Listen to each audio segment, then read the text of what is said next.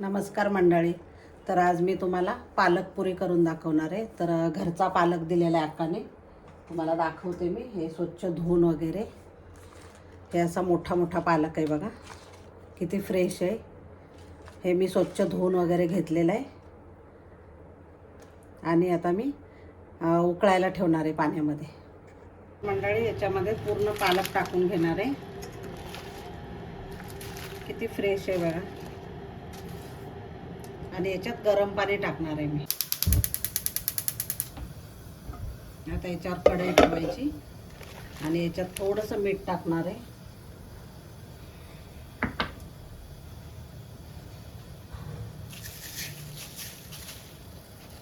आणि गरम पाणी ओतायचं, पटकन उकळतो.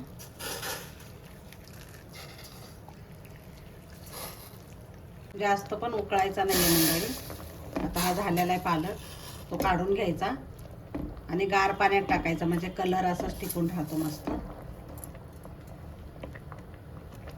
मी गॅस बंद केलाय आणि मी चाळणीमध्ये काढलेला आहे पालक आणि त्याच्यावर गार पाणी टाकून घ्यायचं, म्हणजे पटकन थंड पण होतो आणि कलर पण तसाच टिकून राहतो छान. आता सगळा पालक याच्यात काढून घेतलेला आहे, बारीक करून घेणार आहे मिक्सरमध्ये.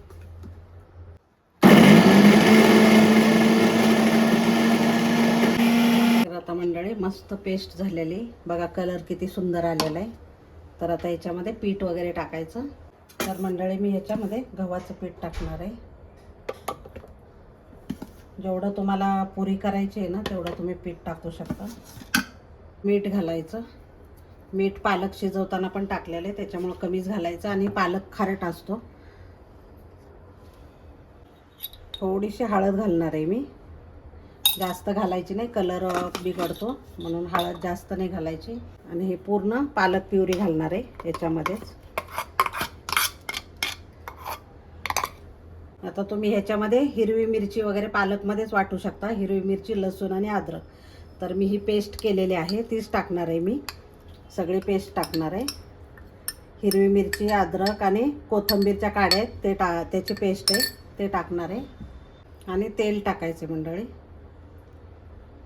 तेलामुळे ना खूप छान हे कणिक एकदम मऊ मळली जाते, त्याच्यामुळे तेल थोडंसं घालायचं आहे. आता मी कणिक भिजव.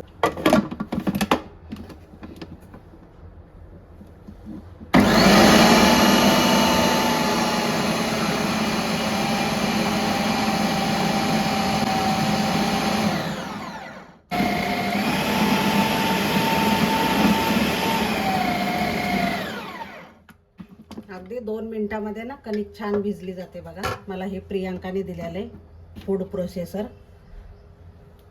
कणिक तयार झालेले बघा. मी पाणी अजिबात वापरलं नाही आहे, फक्त पालकचं जेवढं होतं तेवढंच. तर आता हे काढून घेते. तर मस्त गोळा तयार झालेला आहे मंडळी, हात अजिबात न भरवता. तर खूप छान आणि साध्या सोप्या पद्धतीने. मी काय तीळ वगैरे घातले नाही, तुम्हाला आवडत असतील तर तुम्ही घालू शकता. तर आता थोड्या वेळ मी 5 मिनटं ठेवते आणि पुरी करायला घेते. तर मंडळी आता मी तेल तापत ठेवलेलं आहे कढईमध्ये आणि थोडासा एक गोळा घेणार आहे पुरीचा. तुम्हाला पुरी केवढी लहान मोठी कशी पाहिजे ना तशी तुम्ही करू शकता.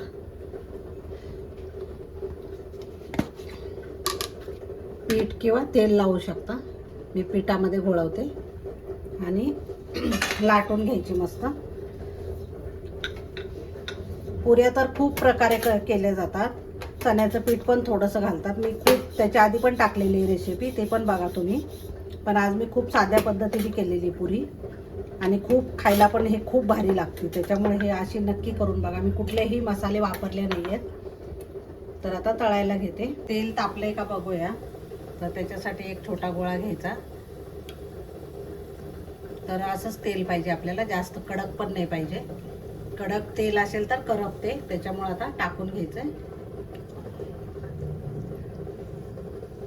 हे तेल तापलेलं आहे. तर आता पुरी टाकून घ्यायची आणि त्याला ना थोडंसं असं खाली दाबत घ्यायचं, म्हणजे मग पुरी छान टम्म फुगते. हे बघा, खूप छान होतात पुऱ्या, मऊ लुसलुशीत पण होतात आणि खायला खूप भारी लागतात. एकदम साध्या पद्धतीने केलेली मी. बघू शकता तुम्ही किती छान फुगलेली बघा. आणि ह्याच पद्धतीने सगळ्या पुऱ्या तळून घ्यायच्या. प्रत्येक पुरी टम्म फुगते मस्त एकदम.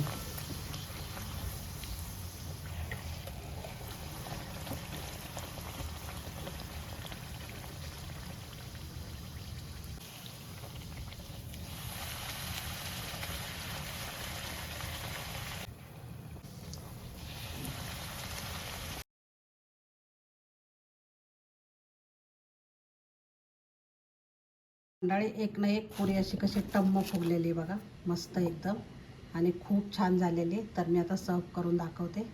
हे बघा मंडळी, मी घरीच दही लावलेलं आहे. मस्त एकदम दही लागतं बघा घरी.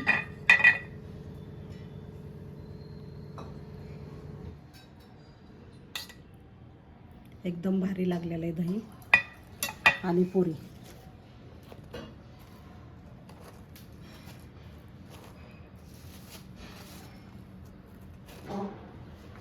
तर कसं काय वाटलं आजचा बेत? एकदम सुंदर झालेलं आहे आणि खायला तर खूप भारी. त्याच्यामुळे आवडलं तर लाईक, शेअर आणि सबस्क्राईब करायला विसरू नका. धन्यवाद. आणि सकाळच्या नाश्त्यासाठी खूप उत्तम पर्याय आहे, तर नक्की ट्राय करा.